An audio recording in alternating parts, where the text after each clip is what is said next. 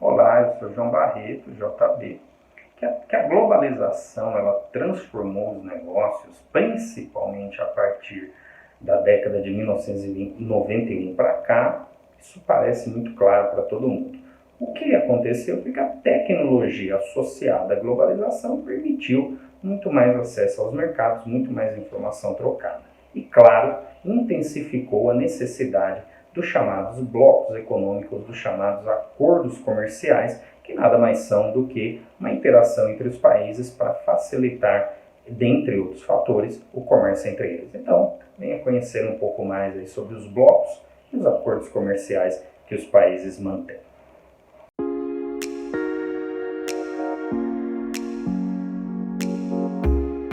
É preciso que nós falemos um pouco mais sobre as questões da participação conjunta das empresas e, consequentemente, participação conjuntas dos países, ou o contrário, né? Participação conjuntas dos países e, consequentemente, a participação conjunta das empresas. Isso quer dizer, na prática, o seguinte: imagina que você tem uma empresa e essa empresa está localizada em determinada cidade, em qualquer local aí no Brasil.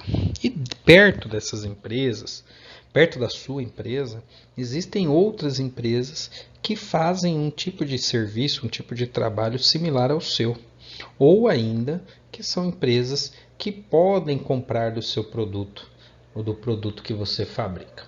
E aí você vai lá e tem uma negociação, faz lá, tenta ofertar o seu produto para ser vendido a eles, além de também tentar utilizar-se de outras características do processo de negócio para que vocês tenham uma economia, para que tenham uma redução de custo. Então, por exemplo, vamos supor que uma das empresas elas tenham entregas nos mesmos clientes que você. Então, você é uma fábrica e essa outra empresa também é uma fábrica. E tanto você quanto essa outra empresa entregam lá num grande varejista brasileiro. Então, vocês viajam 500 quilômetros, 600 quilômetros para levar esse produto até esse varejista, esse seu cliente. Mas, quando você faz isso, você acaba não indo com o caminhão completamente cheio. Isso acontece porque não necessariamente você tem demanda para encher esse caminhão. Mas você pode pensar assim, mas e se eu diminuir o caminhão? Muitas vezes o caminhão menor se torna inviável pelo custo dele por peça. Então, a empresa opta por mandar um caminhão mais vazio, entretanto, o custo dela por peça é mais em conta do que se diminuísse o tamanho do caminhão. Bom, ao conhecer essa outra empresa, descobrir que ela também faz um procedimento idêntico, você vai até essa empresa, conversa e tenta mudar esse cenário, ou seja, vamos entregar juntos, que é, claro, uma boa opção de negócio. Quando isso acontece, você está fazendo um acordo comercial, de alguma maneira, uma aliança ou outro nome qualquer. Trazendo isso para o mercado internacional, algo similar acontece, porque as empresas também precisam ter parcerias internacionais para que elas consigam alcançar o objetivo. Por outro lado, para que esses acordos comerciais, tudo isso funcione adequadamente, a empresa precisa do país esse que vai lá negociar um acordo econômico, um acordo comercial. Esses acordos comerciais, eles surgem porque nós, como população mundial, nós entendemos que as parcerias elas fazem uma diferença significativa no negócio. E aí precisa estar estruturado, porque como vai ter entrada e saída de mercadoria, há necessidade de uma estruturação mais adequada. Surge nesse momento, o chamado bloco econômico. Bloco econômico, ele vai organizar, vai melhorar o processo de compra e venda por meio dos acordos comerciais, e é isso que a empresa busca. Afinal de contas, ela precisa vender mais e melhor. Então, para você entender um bocadinho melhor sobre essas questões comerciais, é importante que você conheça o conceito, o desenvolvimento desses blocos econômicos e como eles têm afetado o dia a dia das empresas, porque a partir dos acordos firmados dentro desses blocos, há a maior abertura ou não do processo de venda. E quando não há abertura, ou essa abertura é restrita, obviamente é bem mais difícil vender um produto ou serviço. Então, é preciso conhecer o mercado, é preciso entender qual é o acordo comercial, qual é o bloco econômico e o que ele significa aos negócios daquele país, para que a empresa interessada ou já atuante em comércio internacional, ela possa sim usufruir de vantagens para manter o seu negócio ativo. Eu já tive uma situação em que havia um benefício e que a empresa não buscava e ela estava perdendo muito dinheiro em crise, e todo esse dinheiro sendo jogado fora, uma parte sendo jogado fora nesse processo que não havia necessidade, umas diferenças lá significativas que acabaram acontecendo. Então, o que a empresa precisa fazer é entender que não há a menor necessidade de fazer aquilo que não precisa ou gastar mais do que precisa se existir um bloco econômico, um acordo comercial entre os países. Então, vamos tentar entender melhor sobre esse conceito de blocos econômicos. Bom, é fato para todo mundo que a globalização ela aumentou a interação entre os países, né? A tecnologia fez as empresas e consumidores se aproximarem e também se comunicarem. Imagine se não houvesse algum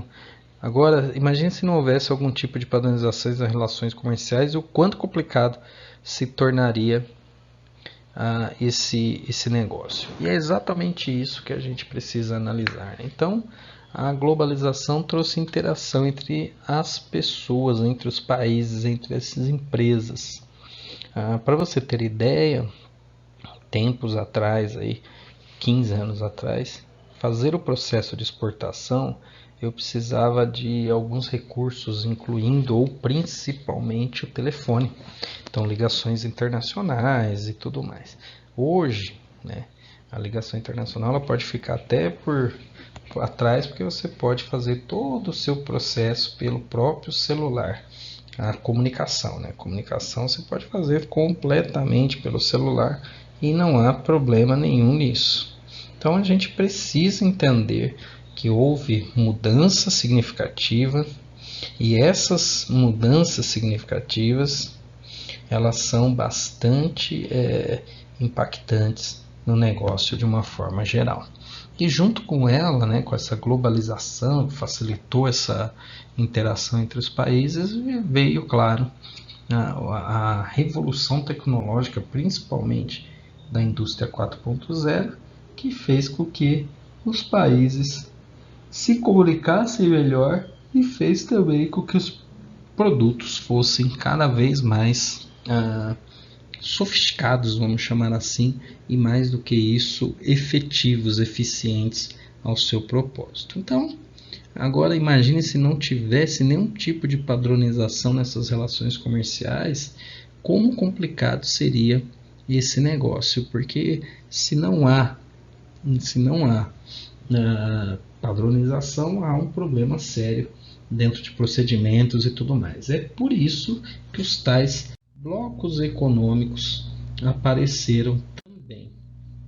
Então, antes, né, de nós entendermos esse bloco econômico, é importante nós entendermos que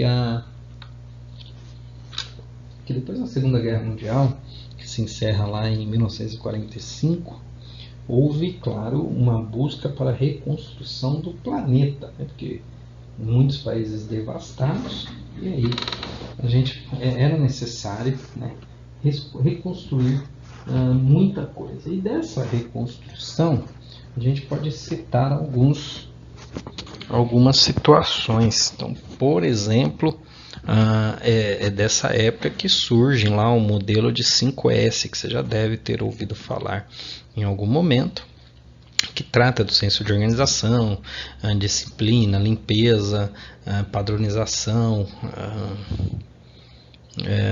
Tem mais um que agora me falhou, mas são processos que são implementados, são percebidos da sua necessidade lá depois da Segunda Guerra Mundial, nesse caso até pelas mulheres japonesas, tá?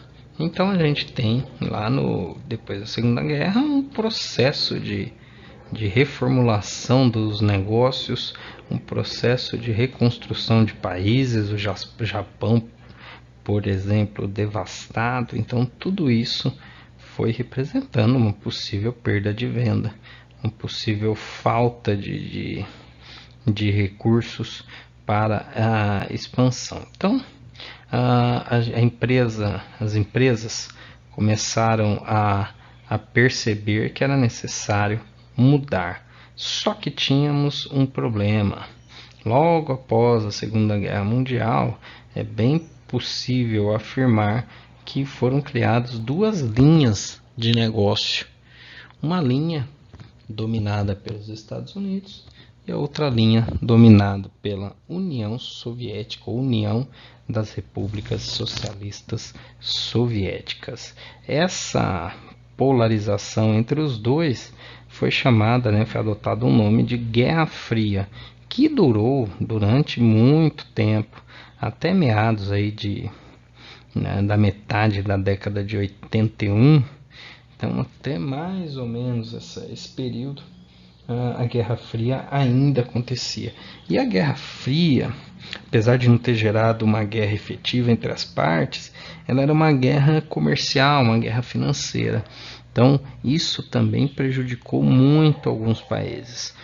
O fato de não terem se jogado bomba foi um lado positivo, mas houve bastante retaliação e muita gente acabou prejudicada. Infelizmente isso aconteceu. Mas em meados lá também do fim da metade da década de 1981 houve a sua dissolução. Então antes a gente tinha uma polarização entre americanos e soviéticos, que aí com o fim dessa polarização as relações políticas sofreram sim mudanças significativas, e que se transformou de alguma maneira nos negócios que você conhece atualmente. Então, em relação às pessoas e às suas crenças, no que elas acreditam de fato. Bom, e para falar dessas evoluções, então a gente teve os blocos econômicos, que são países, a reunião de países para um bem comum, para uma organização, padronização de ações, de atividades para o bem comum. E claro, precisa ser realizado conforme a determinação dos países envolvidos e conforme a legislação do país também que está sede. Então não adianta fechar um projeto com uma perspectiva se ele não pode ser aceito pela mesa. Então isso é importante se destacar. E aí nós temos alguns blocos econômicos, acordos comerciais que existem mundo afora. Eu vou citar alguns deles para que você conheça mais. O primeiro deles é o livre comércio, um tipo de bloco econômico, então que há uma ausência de barreiras tarifárias e não tarifárias. A barreira tarifária, como o nome diz, é barreira de imposto mesmo. Na hora de importar o produto você tem uma tarifa. E a barreira não tarifária é algum impeditivo ou alguma restrição que precisa ser cumprida para que a mercadoria seja importada. Então, por exemplo, pode ser que essa mercadoria não tarifária ela tenha o produto tenha alguma obrigação, olha, ele precisa ter determinada substância para que ele seja considerado aceito. Então é uma barreira não tarifária, porque isso pode repercutir em custo maior para a empresa, em obrigações.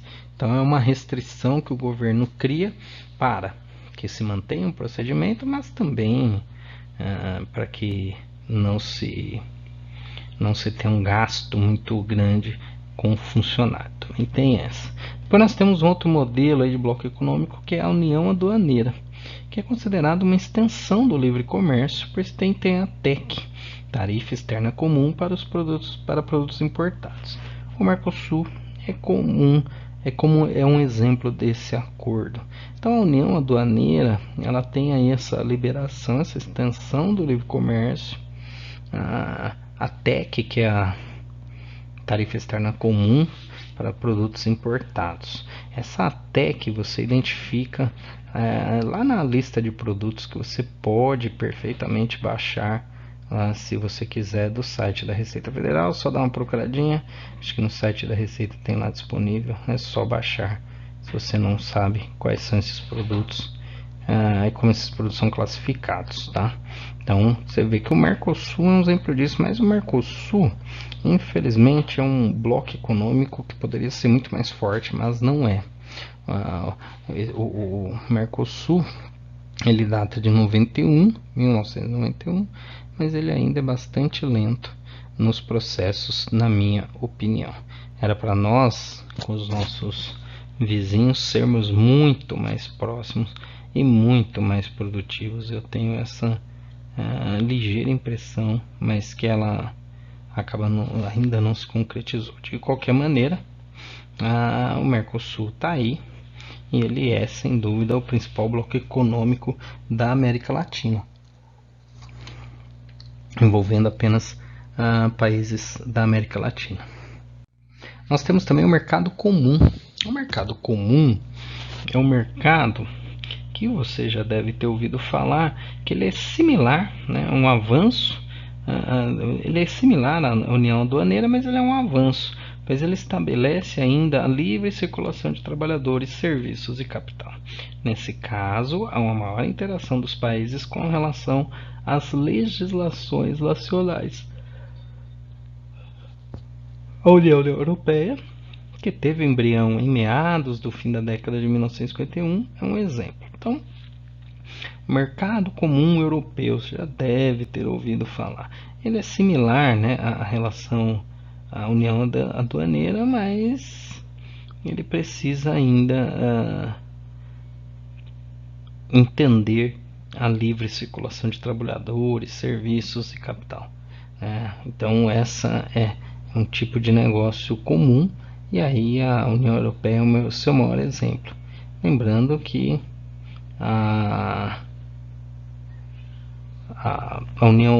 o mercado europeu, o mercado comum europeu, ele tem algumas características aí. A União Europeia, ela data de 1977, 78, alguma coisa assim. Só que já foi feito o embrião lá em 1951, já estavam rabiscando sobre o assunto, tá? Então nós temos também a União Econômica. A União Econômica, ela é a implementação de uma moeda única em um banco central comum. Os países pertencentes devem estar alinhados com as determinações estabelecidas.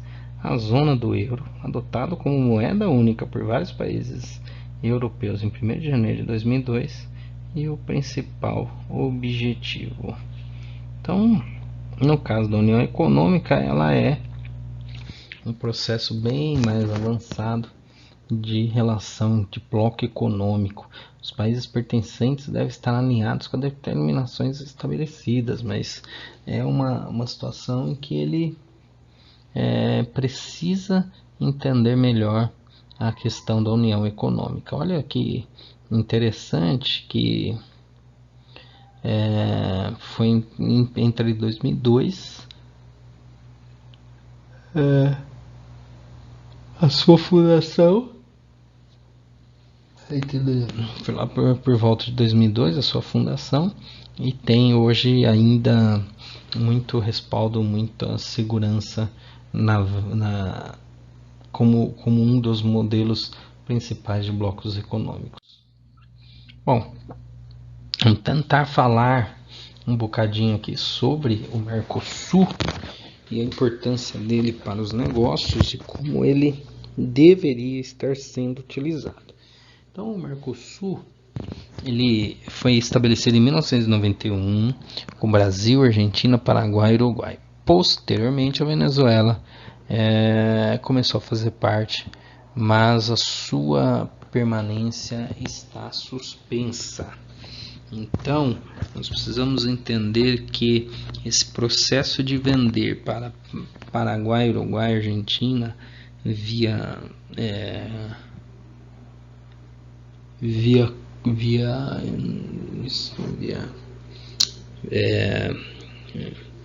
esqueci o nome do termo, mas esse processo de vender para esse pessoal é um processo muito interessante, mas ele precisa ser revisto dentro dos próximos anos para que se intensifique o Mercosul, né? O Mercosul ele é um bloco econômico importantíssimo, mas parece ainda muito pouco utilizado. As pessoas não costumam utilizar com frequência algo da PIA. Então isso vai só minando as possibilidades de venda, porque se mal se utiliza a venda aí de produtos para esses países, consequentemente não é possível postergar, incrementar os negócios. Bom, Argentina, Paraguai e Uruguai são países extremamente importantes do ponto de vista da América do Sul e mais que isso são países que estão junto aí bem próximos ao Brasil. E o Paraguai, por exemplo, ele tem uma característica diferente. Ele não tem porto, né? O Paraguai a sua carga acaba descendo no Brasil. Então a curiosidade é que toda vez que você comprar um produto, um serviço, produto vindo lá no Paraguai, você achar que esse produto veio da China para o Paraguai, ele possivelmente passou pelo Brasil, pelo porto de Paranaguá. Desceu lá em Paranaguá, no Paraná, fez o desembaraço, foi para o Paraguai, de lá que vai ser comercializado. Então é muito comum isso acontecer. Bom, na zona do euro, ela é denominada de área do euro também, e oficialmente serve para identificar os países membros participantes da União Europeia que adotaram e unificaram a sua moeda. Com essa decisão, os acordos comerciais eles tornaram-se mais práticos e eficientes. Além disso, grandes empresas europeias se consolidaram na região e, posteriormente, ampliaram sua atuação no mercado internacional. Então, observa que a zona do euro foi sim, ou a área do euro foi sim, uma ideia positiva para os países da União Europeia, que eles unificaram a moeda do euro, e o euro veio, claro, com países com extrema força no mercado mundial. O euro se valorizou e hoje ele tem uma concorrência, ele é concorrente do dólar. Com muitos países se utilizando do euro, esse mercado europeu ele cresce a cada dia, e isso, claro, é muito importante para o mercado local, para as empresas da região e tudo mais. Imagina que antes um país ele era individualizado, ou não, né? Mas vamos considerar que ele era individualizado, e hoje esse país ele tem a atuação junto com com outros países, dando força, né, para ele nesse momento. Então esses países se tornam fortes fortes de ações fortes para conseguirem entrar no mercado e brigarem de igual para igual com outros países, como, por exemplo, a Alemanha. A Alemanha, né, que é um país extremamente poderoso, também adotou o euro. Isso fez com que se fortalecesse cada vez mais. Hoje o euro é uma das moedas mandatórias do mercado, junto com o dólar americano, né? A gente tem dólar jamaicano, dólar australiano, junto com o dólar americano, que é identificado pela sigla USD. Então, sempre quando você ver uma moedinha USD, você já sabe que é o dólar americano, porque é o United States Dollar. Bom, e aqui nós temos os blocos econômicos, né? Alguns blocos econômicos que são informados e os países envolvidos. Então esse mapa, né, uma parte aí desse mapa mostra como é importante a relação comercial entre os países, e mais que isso, como é importante a relação próxima desses países. Então quando você vê que alguns acordos, eles podem, como você pode reparar, esses acordos são de países próximos, gente próxima um do outro, que isso faz toda a diferença em mercado internacional. É preciso que essas empresas, que esses países, por meio dos seus líderes, entendam que não pode ter divergência política misturada com divergência comercial. Ou seja, o fato de eu não ser da mesma regime político do outro país não pode me impedir de fazer negócio. De embargo, já basta dos Estados Unidos contra Cuba. Nós precisamos entender que nosso país vizinho, ele tem a ONU, ele tem outros órgãos para entrar nele, para tomar ações caso tenha alguma coisa grave. Se o problema é sistema de governo, a gente tem que aceitar, temos que respeitar e se tiver algo fora do normal contra a comunidade, contra a população de uma forma geral, aí tomar as devidas ações. Então observa que aquele em verde você tem o Mercosul, tá vendo aqui o Mercosul de verdinho. Então você tem a Argentina, o Brasil, o Paraguai e o Uruguai, e a Venezuela entre asterisco, porque ainda ela está suspensa desde 2016, porque ela por descumprimento do protocolo, né, de adesão, e também da violação da cláusula democrática. A Bolívia entra em processo de adesão, está em processo, e as cidades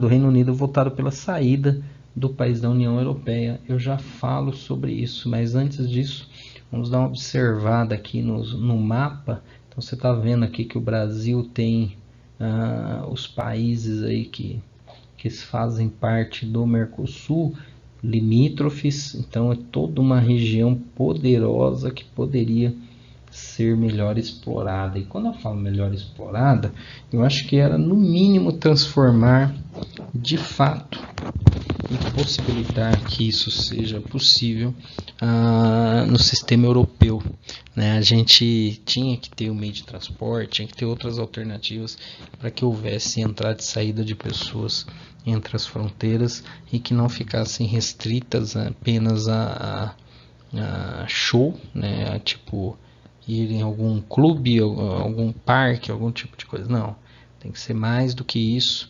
Nós precisamos que as pessoas entrem e saiam dos países, que elas possam trabalhar lá, vir para cá, que tenha trânsito fácil para tal, assim como acontece na Europa. Se você não teve oportunidade, um bom voo, ônibus ou trem, você consegue chegar em diversos locais da região. Você tem a comunidade andina. A comunidade andina, ela é muito importante. Ela é menos poderosa, obviamente, mas ela é muito importante. Andina porque lembra, né, da Cordilheira dos Andes, que exatamente que é um país, são países do lado ali do Oceano Pacífico, que mostra as situações desse povo andino, né? Bolívia, Colômbia, Equador e Peru. Então também é um acordo bastante importante. Aí nós temos a União Europeia, que eu já falo sobre ela, mas vamos voltar aqui, ó, esse MCCA, né? Mercado Comum Centro-Americano, que está aqui, ó, na América Central, e tem Costa Rica, El Salvador, Guatemala, Honduras e Nicarágua. Lembrando que aqui é uma região bastante complexa, América Central, tem diversas deficiências, mas tem também o Canal do Panamá. O Canal do Panamá é essa partezinha que eu vou até grifar para você ver, essa partezinha aqui, ó. O Canal do Panamá, ele tem como característica principal a passagem de um oceano, então por exemplo esse oceano aqui para esse oceano aqui e vice-versa. Se fosse num procedimento normal, numa situação normal, o navio, lembre-se que o mundo é redondo, o navio ele está vindo mais ou menos daqui, ó. Vamos supor que aqui é a Austrália. Então ele está vindo aqui da Austrália. Talvez a Austrália seja mais para baixo. Está vindo aqui da Austrália. Se não tivesse o Canal do Panamá, ele teria que fazer isso aqui para chegar desse lado aqui na costa leste americana. Agora com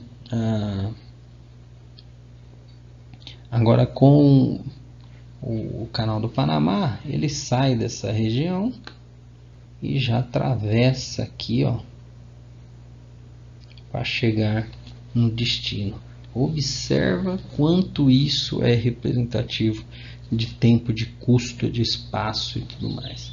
E por isso que esse tipo de processo deveria ser bem pensado, não só no Panamá, mas se possível em outros portos também. Mas nesse caso do Canal do Panamá é uma situação bastante importante. Então nós temos aí a América Central com a sua relevância também. Nós temos o NAFTA, que é o Acordo de Livre Comércio, né, norte-americano, que é esse cara aqui, ó,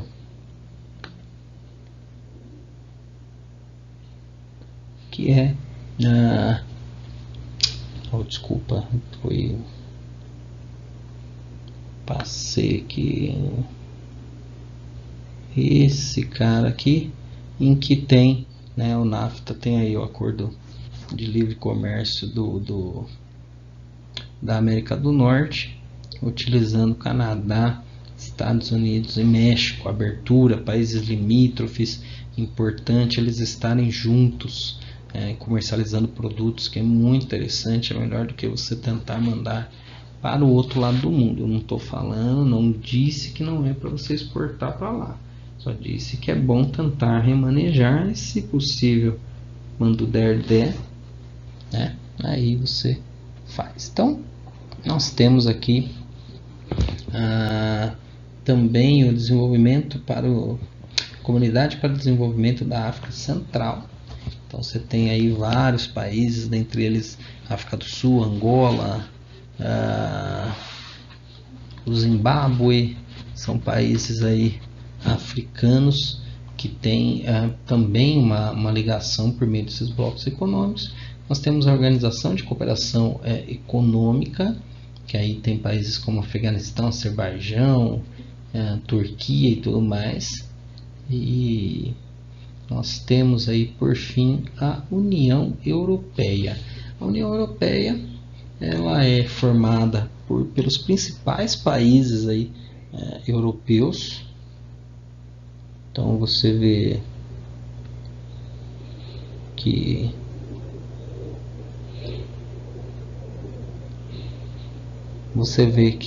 esses países têm a sua importância, mas também é preciso ressaltar que são países extremamente poderosos, por isso que tornaram a União Europeia um poder, talvez o mais forte poder do mundo, mesmo com os americanos de fora. E os países, né, que estão envolvidos, observa aí Alemanha, Austrália, Bélgica, Dinamarca, Espanha, Portugal, Itália, tá todo mundo aí, menos quem?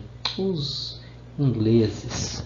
Os ingleses resolveram fazer uma votação e acabaram optando, para mim, por falta de entendimento, optando pelo fim da